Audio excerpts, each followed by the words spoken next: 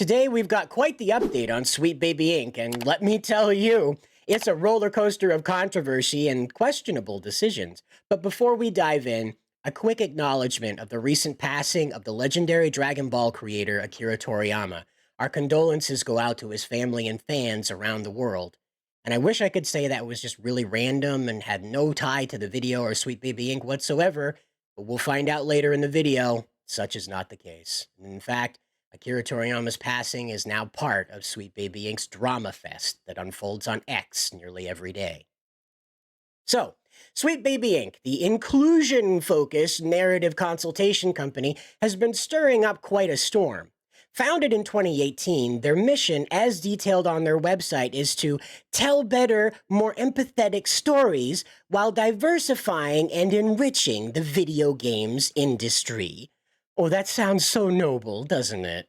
Well, as usual, when you dig a little bit deeper, such is not the case. It's actually pretty twisted what they've gotten up to. Now, they've been involved in major titles like Alan Wake 2, Goodbye Volcano High, God of War Ragnarok, Marvel's Spider-Man 2, and Suicide Squad, Kill the Justice League. The problem, though, is that some of the narrative decisions in these games have been, let's say, questionable. I think that might be a little too nice, honestly. Take the race swapping of the Norse god Angrboda in God of War Ragnarok, for example, or perhaps making King Shark bisexual is another example. Like, that's what I wanted to think about with a giant shark guy, who he's blinking. That's absolutely what I want to think about in the middle of a game about killing superheroes. Thanks very much for that. Genius. Big galaxy brain right there. It's galaxy brain. You should hire these people. They got galaxy brains like that, ideas like that.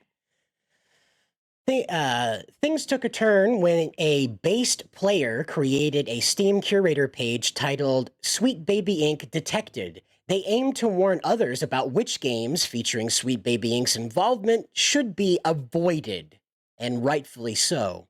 It sparked outrage from the company's employees like consultant Maya Kramer, who went on a Twitter tirade over this.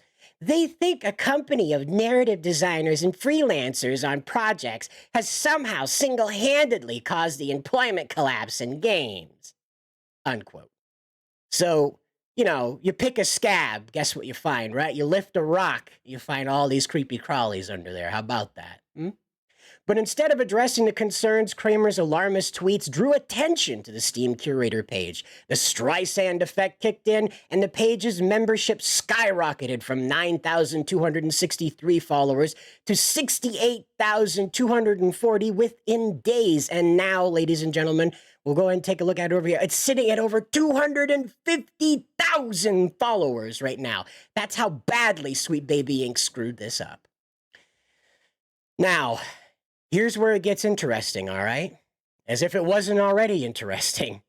The mainstream press, including Kotaku, PC Gamer, and The Guardian, rushed to Sweet Baby Inc.'s defense. They downplayed the controversy, framing it as infantile whining from the internet's worst detractors, claiming that Sweet Baby Inc. does not possess the power to wrench the story and characters out of the hands of the developers that hired them for consultation. But yet we saw the president herself explain that you take these people out to lunch, the people who are running the dev teams, and you threaten them. You basically tell them you're going to accuse them of racism, sexism, homophobia, that they don't want this kind of attention, so they'd better just go along with the consultation. It's like protection money, right? It sure would be awful if something happened to your deli. It sure would be bad if something awful happened to this here nice bank you got, huh? Oh, yeah. Wouldn't you like to have some nice fellas from the consultation company over at Sweet Baby Inc. making sure that you don't, have an accident? Huh? You don't want an accident. Especially not with your Spider-Man game, right? You don't want any racism in your Spider-Man game. Oh, my.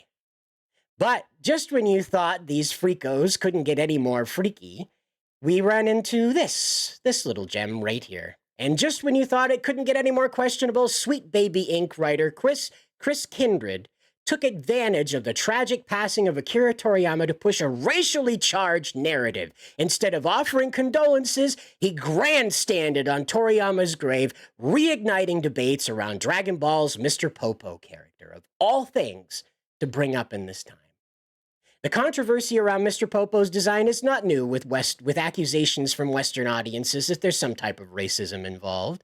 What critics conveniently ignore is the cultural context. Mr. Popo's design draws inspiration from the deity Mahakala. I think I said that right. Mahakala in Buddhist and Hindu religions. Challenging the narrative, it's a racist caricature.